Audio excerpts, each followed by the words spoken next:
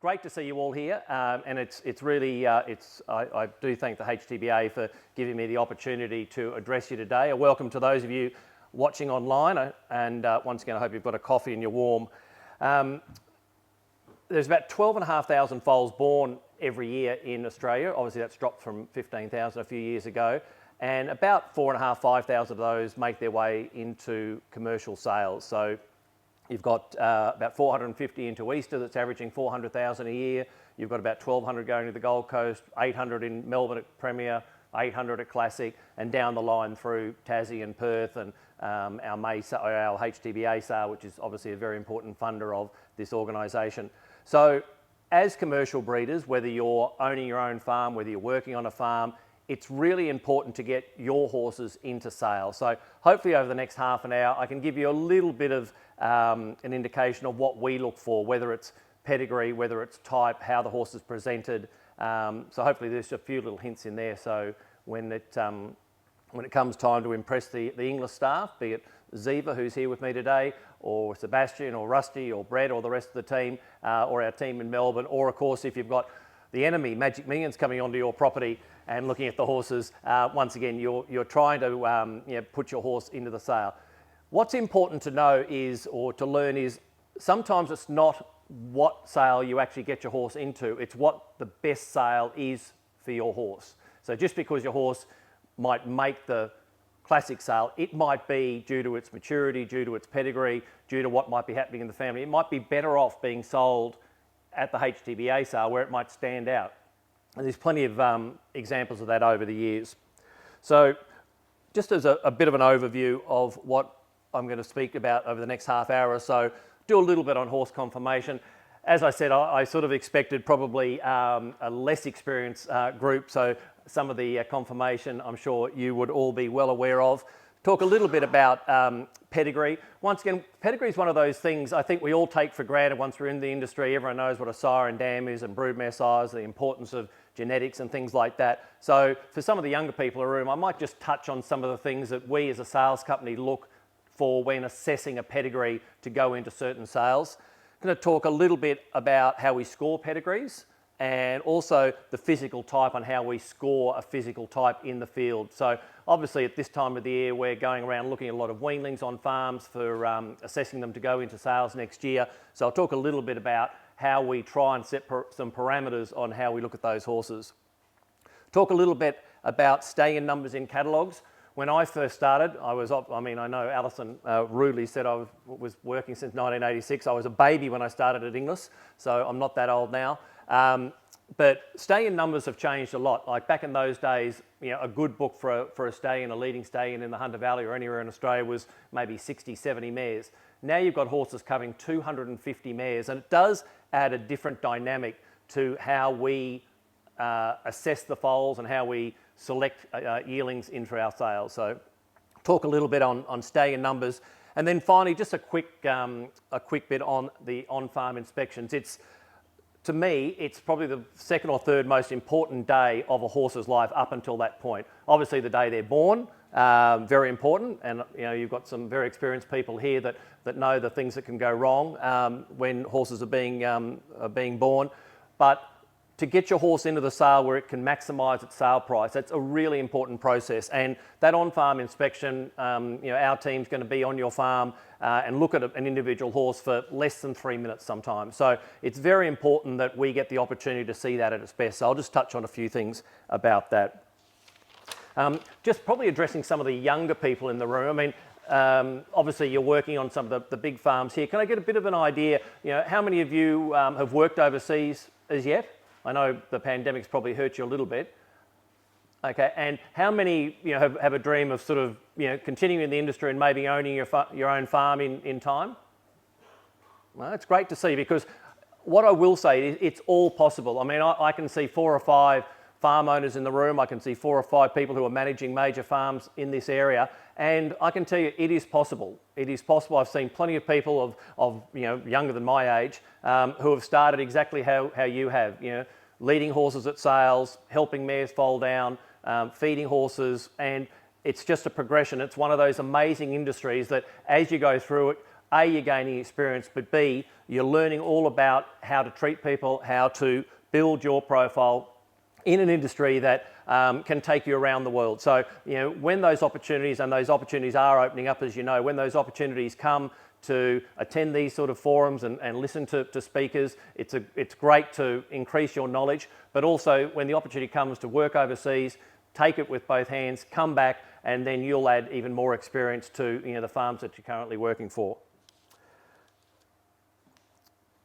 So if we move just on to horse conformation, I've broken it into a couple of different areas. Size and scope. So I mean, as I said, when Inglis or Magic Millions or New Zealand Bloodstock come onto your farms, we are trying to assess your horses against the rest of the draft of horses that we're seeing for that year. So the first thing, size and scope. Now, the most important thing I think we take into consideration is how is that horse going to appear at a sale. So if we're looking for horses for our February sale, the classic sale, obviously they have to have a fair level of maturity. Now, as you would all be aware, when you're comparing an August foal to a November foal, there's obviously, in most cases, there's going to be a difference. It's using our imagination, and the same as you as breeders looking to where you want to sell your horse, it's using your imagination as to where that horse is going to be at that particular time when you want to take it to sale. So some horses obviously mature a lot faster than others. Some mares produce foals that grow a bit quicker. They're just like humans. You'll see plenty of footballers, young kids at 10, 11, 12 that are dominant in that age group because they're faster growing, they're early maturing. But of course, by the time they get to 16, 17, 18, most of the rest of the class of that year has caught up with them and in many times go past them as they get older. So it's about knowing what your mare produces and assessing your foal as it's growing. So for us, when we're going on into the field to look at horses, it's about us looking at how does that horse compare for its typical age. So the last few weeks we've been going around looking at horses, and obviously there are some September foals that look like November foals and some November foals that look like September foals. And we are taking that into consideration when we're looking at placing that horse or giving advice where that horse might be best placed in the following year's sales. I suppose with size and scope and strength, the other thing is to look at the very basic makeup of the horse. So when we're looking at a horse, we're looking obviously at height, and that can be measured obviously by just looking at the horse, but comparing it to the group that it's in. If it's in a yard or a paddock with 6, 7, 8 other horses, does it stand out as being too tall, too small? But then you start to look at the individual horse itself. So has the horse got a good length of cannon? Has the horse got a good length of forearm? Is it short-legged, basically? So if they're short-legged, it might be a decision that we need to sell this horse early because it's not going to grow. So the longer you wait to sell that horse, the more it's going to stand out as a horse that hasn't got the scope to grow. There are obviously some stallions now at the moment and sire lines that are leaving smaller horses, obviously not a singled out through extreme choice, and horses like this are horses that have suddenly made the small horse popular again. When I first started, there were horses like Zamazan and Marseille and these big, long-necked, long horses and very tall and coarse, but they were popular because they were the best racehorses being produced. So I'll use this word fashion several times this morning, but it is what's fashionable at the time. And at the moment, the neater, shorter-backed, more two-year-old type is certainly the fashion when you go into the commercial sphere of trying to breed racehorses. Talking about strength, the thing, as I said, we're only looking at the horse for 2 or 3 minutes. What we find is we're looking at muscle tone. So if we're looking at a horse, has it got a decent forearm? Has it got a decent gaskin? And is that something that's going to develop when you put the horse into preparation for a yearling sale? If we're looking at a horse that's got a weak hind leg, be it light boned or be it that it just hasn't got much gaskin, we do worry that that sort of horse is not going to appeal to a buying bench. There's not many syndicators, trainers, owners who go to a yearling sale looking for a light-framed, weak-looking horse. I mean, it's an athletic pursuit. You're wanting a strong individual to go into the sale. They don't have to be looking like Hulk Hogan and huge, heavy, too muscular, but they do have to have at least that degree of muscle tone that you feel that's going to appeal to a buying bench.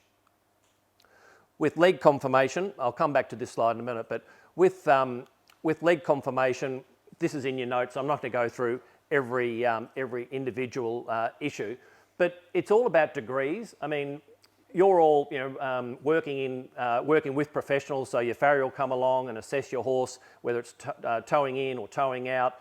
Your vets are looking at horses all the time. What I will say is, I think there's one or two people here who work at Godolphin. Now, Godolphin, because they're not selling yearlings commercially, they have adopted a process where they're really not doing a lot of corrective work. They're not doing a lot of strips. They're not doing a lot of bridges. They produce a horse like Lyre, who you may never see in your life, but she's terribly offset. She wouldn't have got a bid in a yearling sale, and she goes and wins a Blue Diamond, one of the great 2-year-old races of Australia. So they have proven that all this work we do on foals is not necessarily making them faster. But as I said, fashion is what people want to see. It is a fashion parade. When you go to a yearling sale, the buyers want to see a horse that's not too towed out, not too towed in. So it's all about degrees. So this is just a chart, particularly as I said, for some of the younger people in the room, that they hear someone talking about a horse that's face wide or offset. At least it's something you can go back to and have a bit of a look.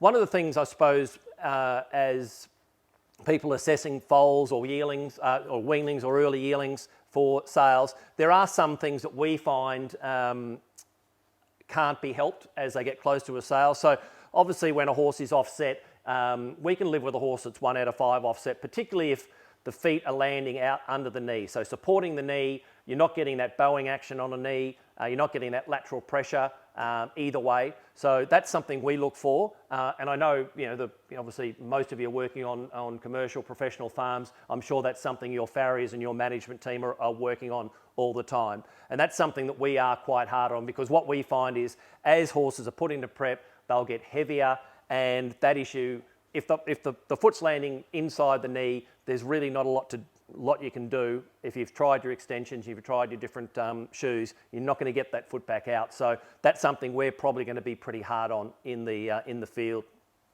Horses that are camped out behind, I think just looking at the hocks, it's something we don't like to see. We just feel it affects the horse's balance. Once again, you can just imagine yourself, if you're standing behind, put your feet behind your rear end, you'll find it very hard to get any of that momentum forward. So it's something that we feel doesn't work overly.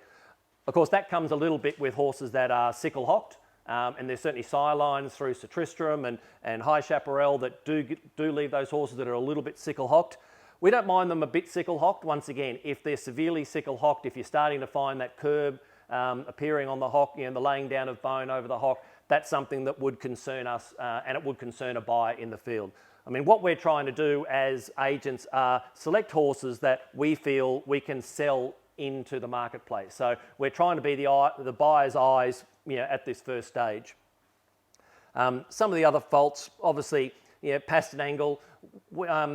We find, horses that are a little bit upright at certain stages. We rely on the feedback from managers like Alison and other people, Kerry. Has this horse always been a bit upright, or is it just a phase they're going through? I heard David, our previous speaker, talking about spring growth, and you will see horses change constantly during this period. They're growing all the time, and sometimes when they are going through that growth spurt, they will get a little bit straight-legged, a bit upright in their pastern. So it's important throughout our process that we're talking to the managers and finding out how these different conformational faults are progressing.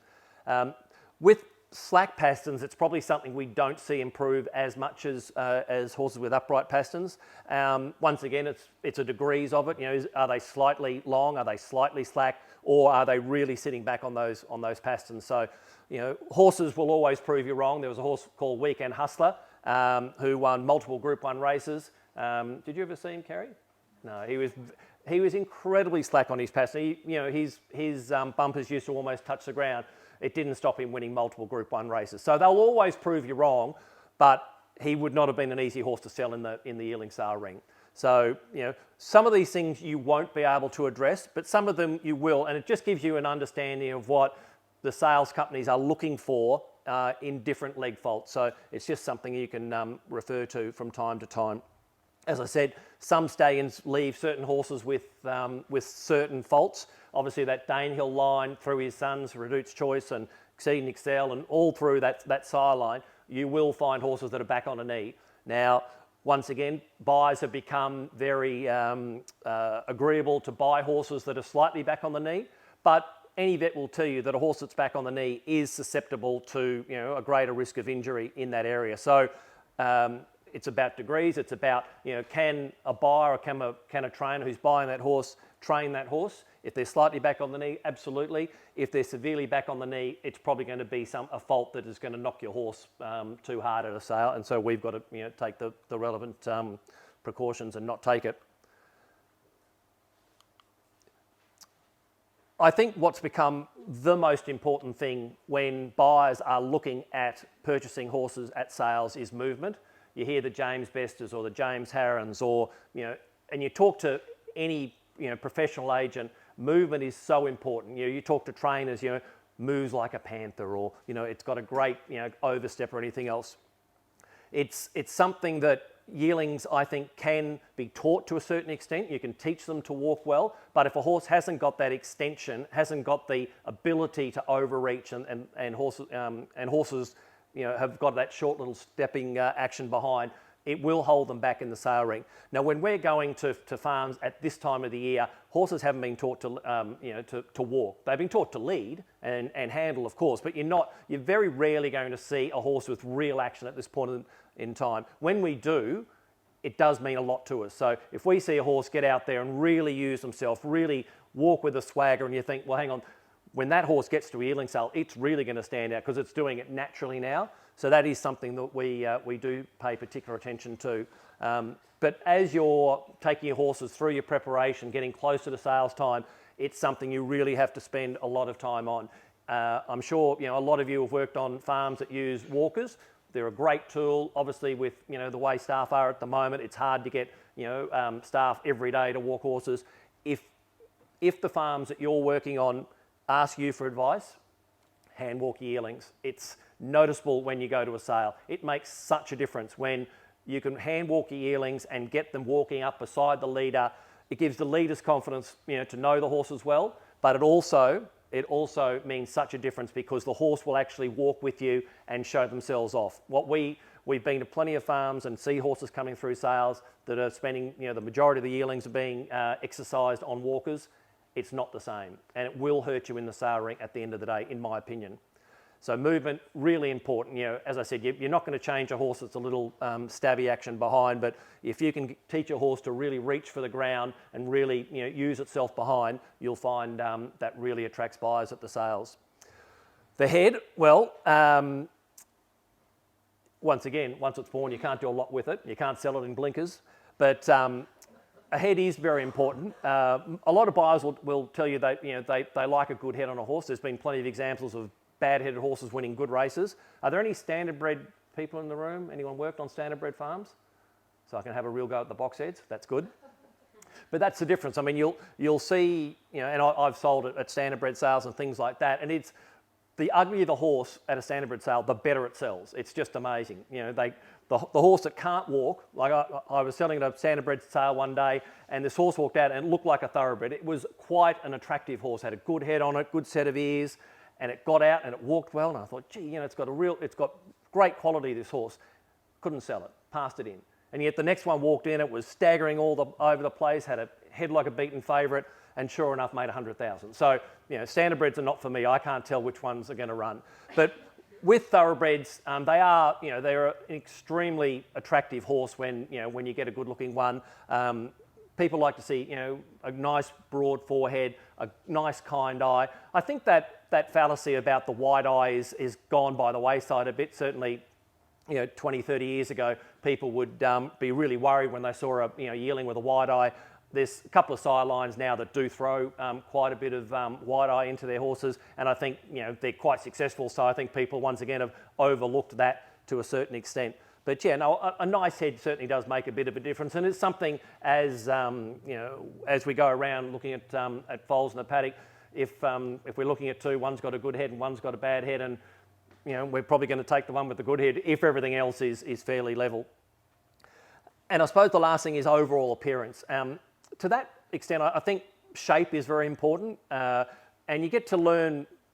Certain stallions leave a certain shape, and it's fine that certain stallions leave a horse with probably a bit more length. There's a horse standing in New Zealand at the moment called Ocean Park. Greg, you know what sort of horses he leaves. He leaves horses with quite long backs, and that's almost most people will say, they're bloody school buses. Peter Moody sort of phrased it.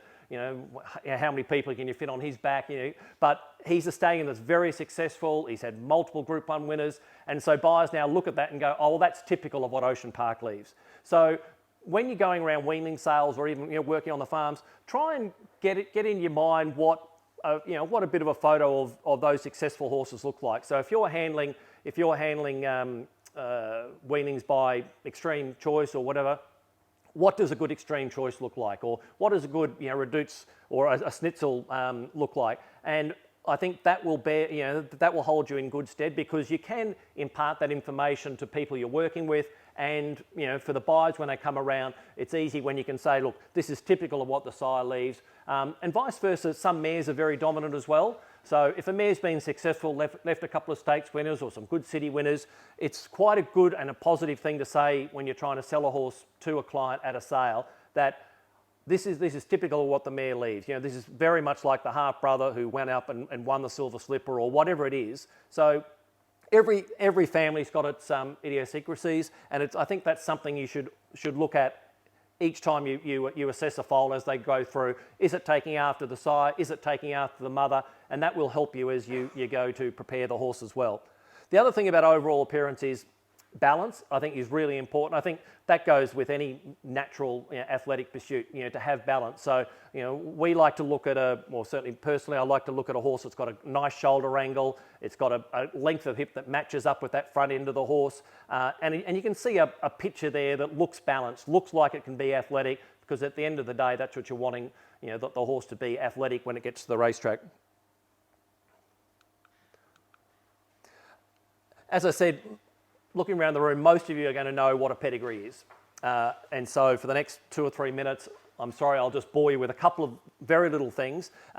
This explanation of what a pedigree is in the front of our catalogues, and it's there because I think as a racing industry, as a horse industry, we don't do enough to talk about the language that we use in everyday sales and paddocks and things like that. So when we're bringing people up through the industry, and there's several younger people here in the industry, you can be a little bit afraid to say, I'm not quite sure why you're talking about a 3/4 relation or what the broodmare sire is or whatever it is. So if you ever do need to teach any of your staff or any of your working colleagues what pedigrees are, that's quite a good ready reckoner. It's in all our printed catalogues, and we've also got it on our website, so it's easy to get back to. One of the things I'm asked, and it doesn't surprise me, because I think, once again, I think you take for granted people know what we're talking about, is black type. Just a couple of things on black type. Obviously, black type is awarded to stakes winners around the world. There's what they call a black type or pattern committee in every part of the world, and they assess the races throughout the country, and in different countries there's slightly different percentages, but it's something like 3.5% to 4% of the races run in any country carry black type, and so it is a sign that the horse that has won that black type has achieved a level of success in that particular country or that particular area of a country that you can at least you can rely on the fact that it's of a superior athletic ability than its peers at the same time. Obviously, as a sales company, we look at black type all the time, and it's important, but there are standards of black type. So if it's like, if a rugby league team wins the NRL premiership, they're probably the best rugby league team in the world of a club level. If they win the rugby league competition at Guyra, probably not the same level of competition up there. They've still won the competition, and it's the same with black type. So if we see a horse that's won a Group 1 race at Flemington or Randwick or even Ellerslie, or that carries a fair level of status. When you start seeing them win in the South Island, Greg, or when you start seeing them win listed races in Tasmania, or buyers do take particular attention to where they're winning that black type. I think Australian buyers in general, and Australian horse people, understand the levels of black type in our region. What we sometimes see people getting into trouble with is black type in America. America has what they call non-graded stakes races. So they can never really explain to us why they're non-graded stakes races, but they just seem to be given out to clubs just to keep them interested in, you know, running black type. So be very careful when you're assessing if you're buying a mare, whether, you know, be it overseas, but be it here, and you see black type. If it's at some of these lesser known racetracks in America, most buyers are going to look at that and go, oh, well, actually, you know, we don't really feel that strong black type. So there is, not all black types the same, is what I'm saying. So just, you know, be aware that, you know, those better tracks, you know, like Saratoga and Keeneland and, you know, Belmont, and there's a heap of very good racetracks in America, but some of those lesser ones are probably just to be discounted to a certain extent. The other thing is, if you're buying in France, I won't mention the breeder's name, but a couple of years ago, a fellow ran up to one of our bloodstock agents and said, oh, how clever am I? I've just bought a stakes-placed mare by a good stallion at the sale in Deauville. And we said, oh, that's great. What's the mare? And the mare did carry black type, but it was one of the Le Obstacle. So she was a black type hurdler, which didn't do a lot, and she didn't win at less than 3,500 metres. So yeah, her commercial appeal here in Australia as a black type winner was probably a little bit less than, yeah, the horse that wins at Taree.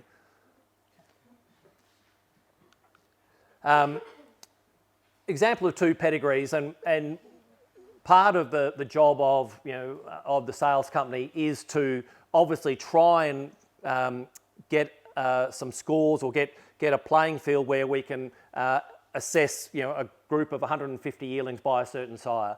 So the pedigree on the left, and I will say I was down at Bowness Farm. I'm not having a go at D'Argento, just in case any relations of John North and James Data are in the room. I was down there last week. He's a young sire and he's got an outstanding group of horses coming through. But this pedigree was just one I found that I wanted to highlight, you know, the difference between that pedigree and the pedigree on the right. So the pedigree on the right is a Schnitzel colt, leading sire in Australia, out of a Group 1 winner. And what we do, this is what we call a research pedigree. And so it's got all the foals listed in a row. And why that's important for us is, as a sales company, we're looking at what the mare's got coming through. Now, obviously with Response, she was Group 1 winner and she's thrown a Golden Slipper winner. It's pretty easy. But a lot of other pedigrees might not have that black type there, but we can see what's happening through the pedigree and what's coming along. So obviously with Response, she's got a 2-year-old by Schnitzel, then the Yearling by Schnitzel that made a bit over $2 million at the sale last year at Easter, and we're looking at the Schnitzel this year. But for us, that's great information. Over here on the other side, of course, you've got a maiden winner, you've got the Grand Dam had 2 unnamed foals 10 years ago, and there's no black type on the page. So I know it seems very, you know, they're at opposite ends of the spectrum, but all the way through, we are comparing pedigrees. So if they were 2 deep fields, we'd be looking and saying, okay, one's got the black type, one's got the sex appeal, that people are going to want to go and have a look at that horse. Even, you know, as they're preparing to go onto the sales ground, they're going, okay, I need to see that horse because that's got what I want to, you know, if you're a syndicator, that's got something I can promote, or if you're a trainer, that's the horse I want to go and train. I spoke briefly at the start about what we do as people going into the field trying to assess horses. So over the years we've developed, this is something we use on the iPad. I know many of you in the room will see us wandering around with our iPads either at a sale or in the field, but this is what's on the iPad. So the 14,500 foals in Australia and New Zealand are all imported into our iPad. So we've got every foal. So if your foal's been returned to the stud book in Australia and New Zealand, it's on our iPad to start with. So we can call it up. What we do, we normally get a branding list sent from any of the farms. So all that information can then be captured on one page.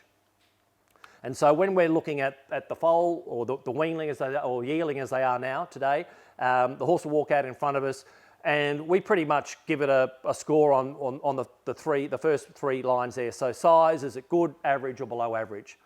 Bone, is it good, average, below average? Strength, good, average, or below. So that gives us a first indicator of, okay, where do we see this horse? Because obviously some days we're looking at 150, 200 yearlings. It's very hard to remember every single one of them, particularly when we're looking at Arrowfield and we're doing 160 in a day next week.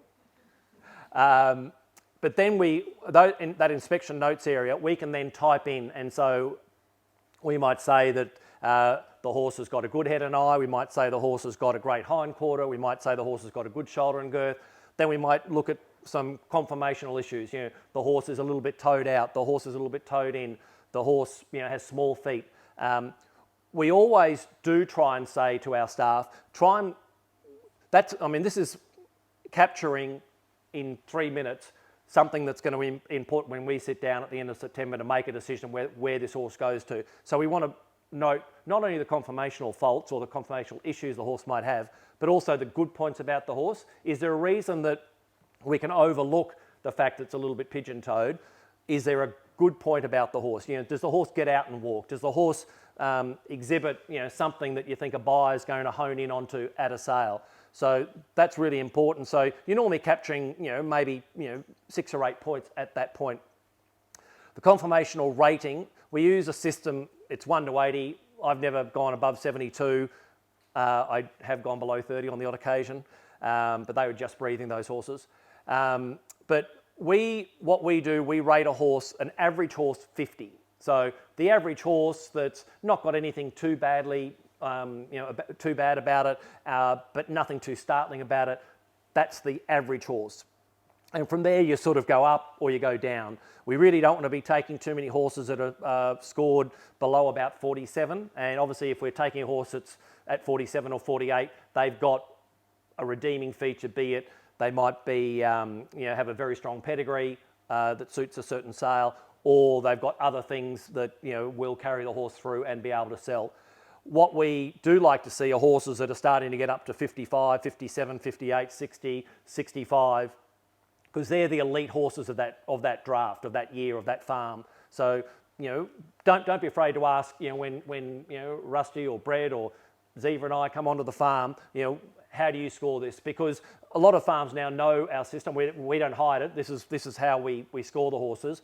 And we've got farms that actually score the same way, and so they're interested to see if their scores are matching up with what we see. So once again, because there are 3 or 4 teams going around Australia and New Zealand, we need to have some sort of system to be able to compare horses, because I'm not seeing every horse, Sebastian's not seeing every horse, James Price in Melbourne's not seeing every horse, but we all have access to this system. So if someone rings James and says, oh, you know, what did Dars think about the horses at Willow Park? They've got that information at hand. Oh, well, you know, because owners will speak to different members of our team. So that's how we use this system. Additional comments might be that the horse is incorrectly returned to the stud book, so it might be a grey and not a bay, it might be a colt and not a filly, but that information, obviously, we need to make sure that when we go and produce our catalogue, that information's captured. The last bit is just the brand. So that's what we capture. What that leads to then is, how do we assess where that horse is best placed? So we go back, and as I commented early, some stallions are going to, you know, we're going to see 120, 130 by certain stallions. I think All Too Hard's got a very big crop this year. Deepfield obviously has had a pretty big crop. We're trying to compare those horses. So we can pull up a lot of the information that we capture here on spreadsheets and be able to rank horses by the stallions and on certain farms. So obviously we'll go to, you know, a farm like Arrowfield next week, and we'll see a lot by Pariah, and we'll see a lot by the Autumn Sun, and we'll see a lot by Dundeel. And so the feedback we give to Paul and to Kerry and the team is, okay, we see, of your 30 Dundeels, we see this group going to Easter because their pedigree and their looks, and that's a sale that suits them. And then the next cut, we see them better placed in Melbourne or Classic, and we give reasons why those horses are being, you know, perhaps pointed in that direction. What's really important for us is to get feedback from all of you, from management, from staff who are handling the horses, because we only see them for a split second, and you have got to know them as they're growing up. And as I said, some horses might be going through some growth issues, and some horses might be going through a stage where they don't look balanced, and they're up behind, or they haven't bounced up in their wither or whatever.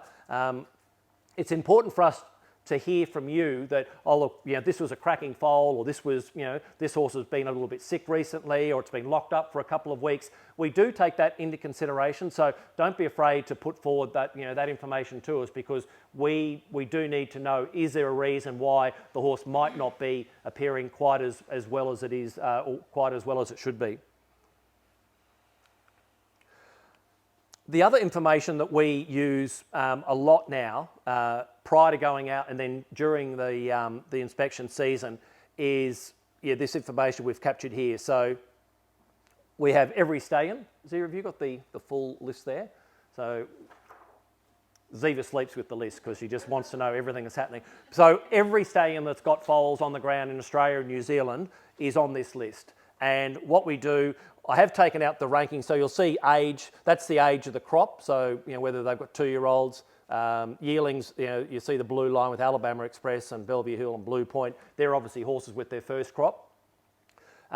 We then rank, we sit down as a group, so the 10 or 11 people who are in our team, Brittany and Ziva and Rusty and James and Will and everyone else, we sit down 2 or 3 times a year. So we sit down in June, just after the weaning sales have been conducted, because that's a very good time for us to assess how those first season sires are being seen by the marketplace. We've been out, and if they've offered 15 weanings, we've been able to see those 15 weanings. Now, certainly some of those horses are being culled from the farms because they're not good enough. And some horses, such as Blue Point, had some very nice weanlings out this year. Farms were capitalising on the fact that they were nice, big, strong, mature sort of horses. So we take into account, and then we grade them. So we score them 1 to 12. So 12 being the highest. So this year you've got horses like Written Tycoon or Fastnet Rock or Schnitzel or Extreme Choice.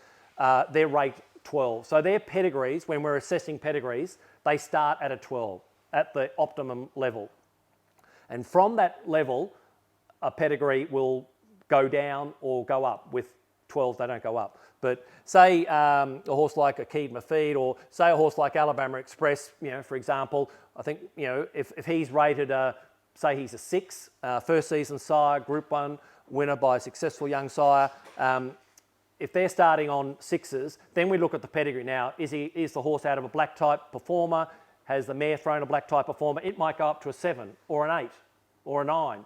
But vice versa, if it's more like that D'Argento pedigree we looked at, that the mare hasn't got a lot coming through and there's no black type on the page, it might go down 2 or 3 points. So once again, that's a factor when we're trying to weigh up which horses are going to be the most commercial out of every stallion's crop, and on your farms, which horses are going to be the most commercial compared to other horses by the same sire.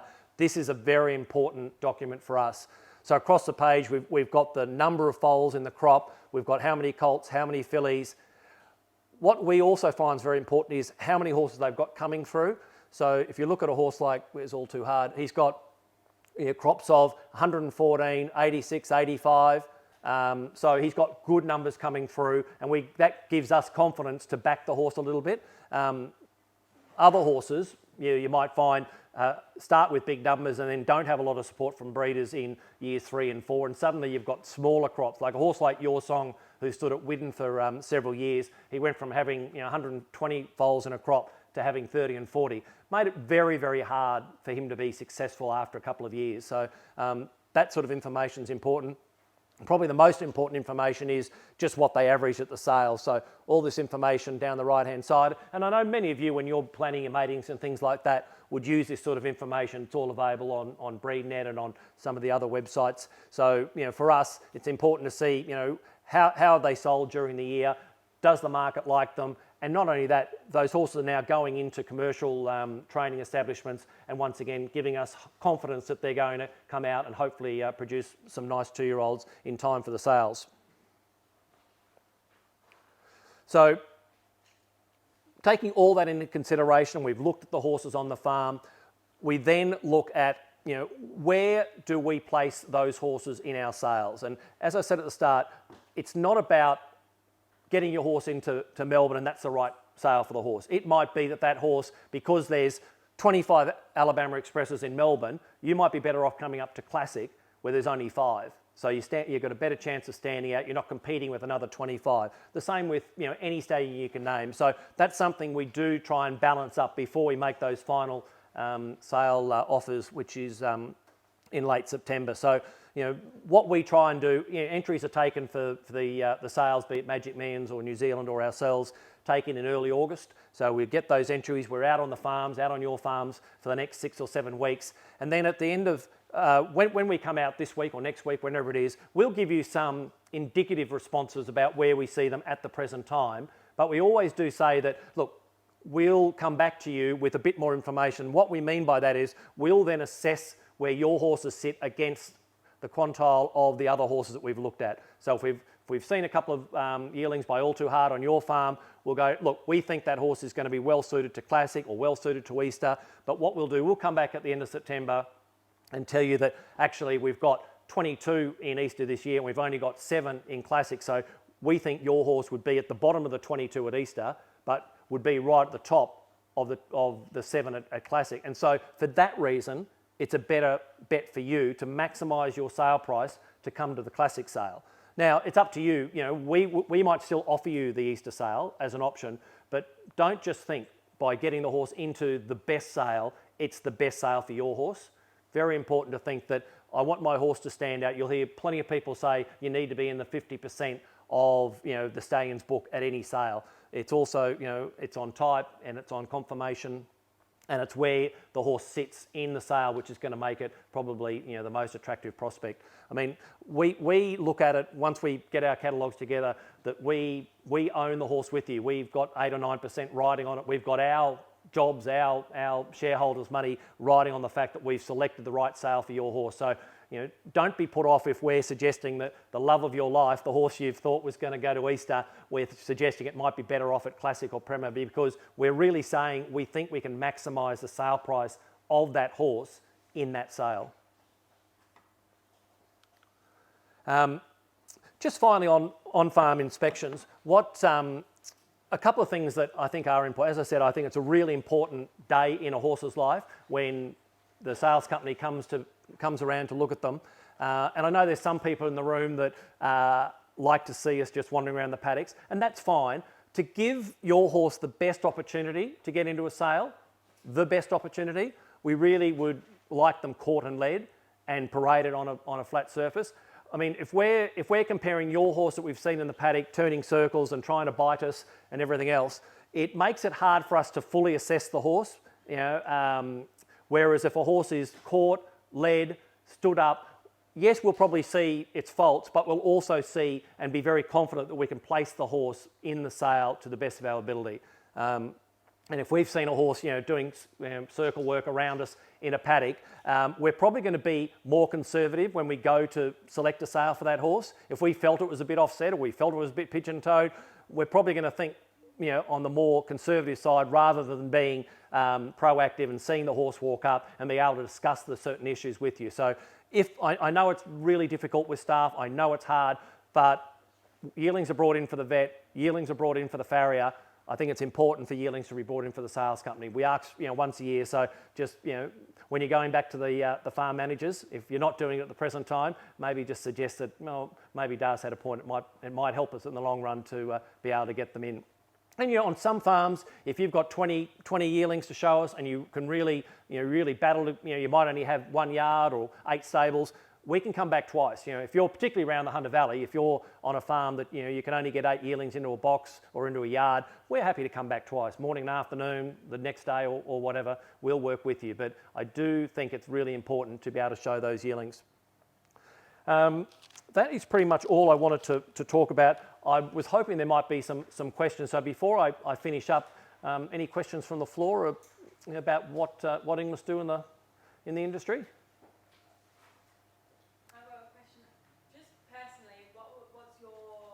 What's something that you forgive when you're looking at a yearling?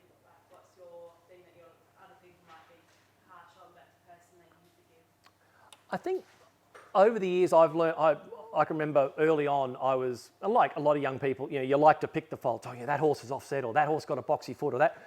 I've learnt to forgive offset knees a lot more than I did, and I think that comes from, you know, going to the races and seeing horses parade before races and thinking, oh, you know, how does that run? But as I said, as long as there's a fair bit of foot under the knee, and as long as we feel that the horse tracks quite well, you know, what you don't want to see is a horse that, you know, really throws that knee in, because a lot of people will get put off by that action. But yeah, if a horse is offset in the knees but actually tracks all right, I'm quite forgiving on that now.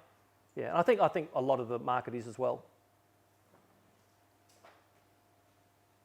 And on the temperament? Temperament, yeah, look, I didn't touch on temperament because we don't really get a lot of look at it, but very important at a sale. If horses come out and they're playing up and they won't lead, and I think a little bit of that gets back to that hand walking I spoke about. I think the more you can be with your horse, the greater chance you've got of controlling it. But temperament, very, very important. You know, we have seen horses. I'll relate a story. We saw a horse by Written Tycoon was being paraded before our Melbourne Premier Sale. We went up to the farm, and it was at Bassing Hall. The horses were being paraded, and this Written Tycoon colt came out, and he was playing up and, you know, wanting to get away from the hander and striking. Anyway, he finally got away from the hander, went and jumped through a hedge, and we thought, well, that's the end of that horse. I mean, A, we thought it could have died, and B, we thought, you know, they'll never catch it. Anyway, sure enough, you know, 2 weeks later, the horse comes down to Melbourne and goes through the ring. And I did see the horse again on the complex, and the horse was playing up a lot of the time. It was a pity because he's quite a nice horse. Anyway, horse gets offered, passes in, goes onto the racetrack, was trained by Graham Begg and won a Blue Diamond, and now stands at Widdenstad, a horse called Written By. But funnily enough, I was up at a parade a couple of years ago, as some people in the room probably were. He did the same thing in the Stallion Parade. So it's a little trick of his, a little quirk. So hopefully he's not throwing that on to his progeny. But look, and I know that day we were at Bassing Hall watching that horse parade. There were 10 or 12 trainers. There were probably half a dozen agents. I know the majority of those people put a line through that horse straight away because of the temperament. It didn't stop him running, but it stopped him selling. So as a commercial point of view, that's something. And look, I know most of you in the room, you're dealing with horses all the time. There are certain horses that have, idiosyncrasies, little quirks, so some sire lines, you've got to be a little bit more careful than others. I think as we go through and we get experience in the industry, I think we all, if a horse is successful, we forgive a lot. If a horse is not successful, we're very quick to say it's got a shit temperament and it's got, they're bad-legged, so we're very quick to cast them aside. But it's an industry that's driven on fashion and driven on results. So we are very forgiving if a horse is a certain way, but they're successful on the racetrack, we'll forgive them pretty quickly. And just quickly, I can hear that some people like filly maybe a bit not hard to handle, but with a bit of temperament. Would you agree with that? Oh, I think, you talk to trainers and, some of the best fillies, I don't know if everyone heard the question, but it was about, fillies being a little bit hard to handle. I think a lot of the very good fillies and mares throughout history have had temperament, have had a bit of, will to win and, can be a bit aggressive. Certainly, I know you're all too young to remember, one of the great mares of the Australian turf, Emancipation, she chased you out of the box. She was nasty, but she was a freak, beat the colts on multiple occasions. So I don't mind seeing that. I would much prefer to see a horse that is aggressive at the walk, who wants to get out and move and, is dragging the leader along. I'd much prefer to see that than vice versa, having the leader having to drag a horse. I don't like seeing that at all. A lazy walk or a lazy horse. I much prefer to see a horse that gets out and wants to be part of it, alert. So I'm not a vet. I'm not an expert on temperament, but that's certainly if a horse stands up, it's got its ears pricked, it's watching around, it's listening to the handler, it wants to do something. Yeah, that's certainly something I'd take notice of. What level of importance do you put on the alphabetical order of the sale, like whether you're the first half or so on? Yeah, no, very, very good question. For those listening online, it was what is the importance of where the horse is placed alphabetically in the sale. So I suppose most people in the room would know the way the catalogues work for Magic Millions and New Zealand and ourselves. We each have a starting letter each year, and every year that moves forward 5 letters. So you can work out today where your horse is going to be in a catalogue. Just look at this year's Classic sale or this year's Magic Million sale. So all the companies move 5 letters each year. We do have some vendors who pay particular attention to it. They don't want to be in the first hour of a sale, the first half hour of a sale, and the same as being in the last hour of the sale. I mean, but there's always exceptions to the rule. I remember the first $1 million yearling ever sold was sold, the 4th horse in on a Thursday morning at Easter, first horse to ever make $1 million. The horse that topped the Book 2, the highway session last year at Classic, so the last horse in out of 810 horses made 220,000 in the highway session. You looked around the room, there were 20 people, but 15 people were there to buy that horse. So people will find the horse in whatever catalogue they're in. Does it make it better that they're 2-3 hours in? Look, sometimes not. It's something to be aware of. If you've got a horse that is probably just average, that might change my decision on where that horse might be best placed. And we would certainly say to a vendor, listen, you've got a draft in Melbourne and you've got a draft in Sydney.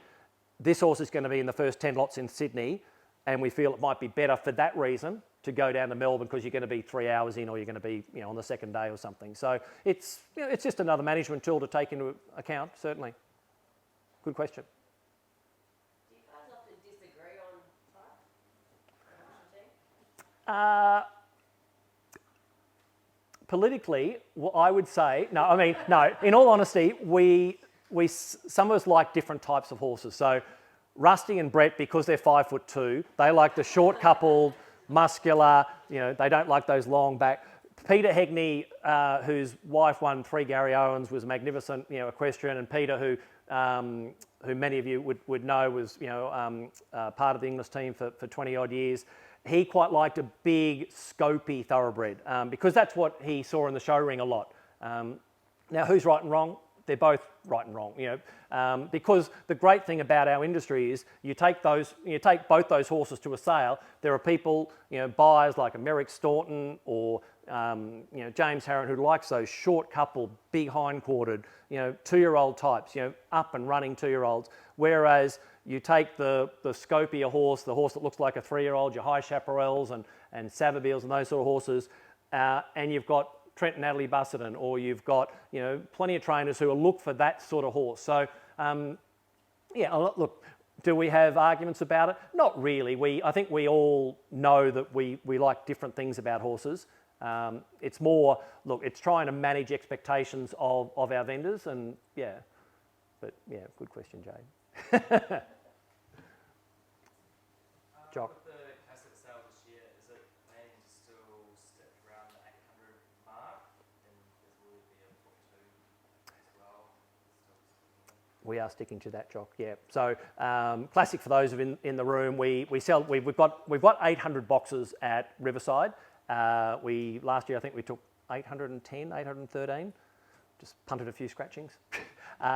But yeah, we have found that highway session has worked quite well. The reason the highway session was introduced, so this is our Book 2, and most sales around the world have a Book 2 or Book 3 or Book 4. Keeneland have a Book 11.